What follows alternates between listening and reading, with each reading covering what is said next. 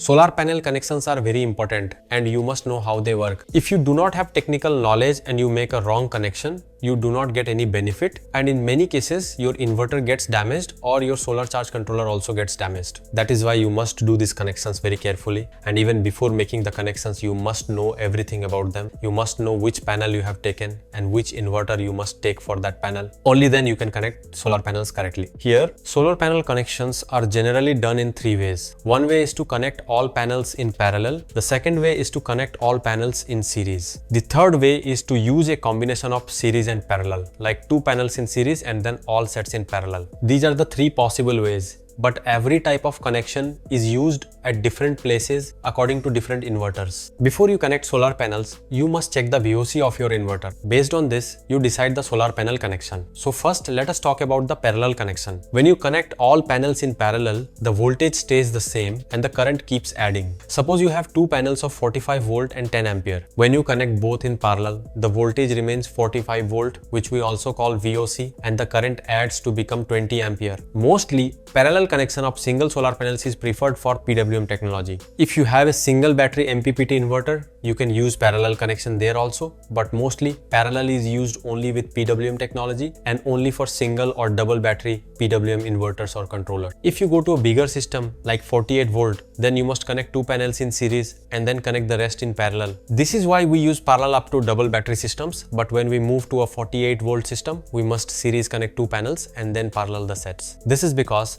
PWM technology supports around 25 volt VOC for single battery inverters, and for double battery PWM systems, this range increases to 45 to 50 volt. So, if your inverter supports 25 volt VOC, then you must take a panel whose VOC is below 25 volt, and this is possible only in 36 cell solar panels where VOC is around 22 to 23 volt. So, if you want to install panels on a single battery PWM inverter, you must take all 36 cell panels and connect all of them in parallel. Only then your inverter will work perfectly and your solar panel connection will be perfect. If you have a 24 volt PWM system, then its VOC becomes 45 to 50 volt. So you must take a panel whose VOC is between 45 and 50 volt, or if you already have smaller panels like 36 cell 150 watt panels, then you must series connect two of them. If one panel VOC is 23 volt, then two in series give you 46 volt, and now you can connect them to the 24 volt PWM inverter. Here, when you series connect two panels, the voltage adds up, like 23 plus 23 becomes 46 volt, but the current stays the same. If both panels are 5 ampere, the final output is 46 volt and 5 ampere. In PWM technology, if you want to increase current, you must keep solar panels in parallel. You can add as many as your inverter supports. Suppose your inverter supports 1 kilowatt of panels. If you install 330 watt panels, their current will be lower compared to 250 watt panels because 330 watt panels have a higher VOC.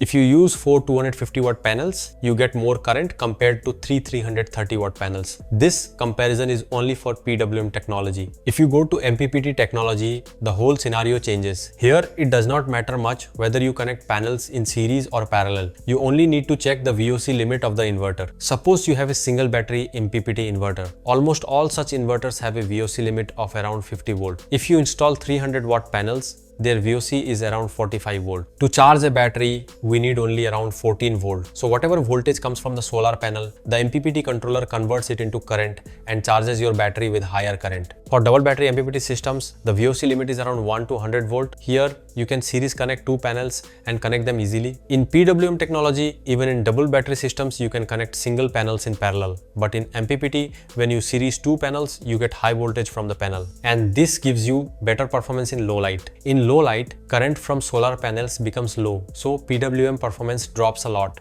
But MPPT uses high voltage and still gives good generation in low light. So while making solar panel connections, you must check the inverter VOC and the panel technology. If you have PWM, try to keep maximum panels in parallel. If you have 48 volt PWM, the VOC limit is around 1 to 100 volt, so you must series connect two panels of around 45 volt VOC and then connect all series sets in parallel. If you have MPPT technology, You only must ensure that the panel voltage does not exceed the inverter VOC. You can connect as many panels in series as you want within that limit. If high voltage comes from the panel, the MPPT controller converts it into current and uses maximum power. That is why MPPT controllers are about 30% more efficient than PWM. If you do not know which inverter supports what VOC and which panels you should use, you can comment in the video and ask. You can also ask which inverter you should use. Now the third question is whether we can connect small and big solar panels together. It is generally difficult because their VOC is usually not the same. Suppose you have a 100 watt panel and a 200 watt panel. First you must check if their VOC is the same. If both VOC values are around 25 volt, you can connect them in parallel on a single battery PWM inverter. Only then you get benefit. If you connect one small panel and one big panel in series and connect them to the inverter, you do not get benefit and you lose power.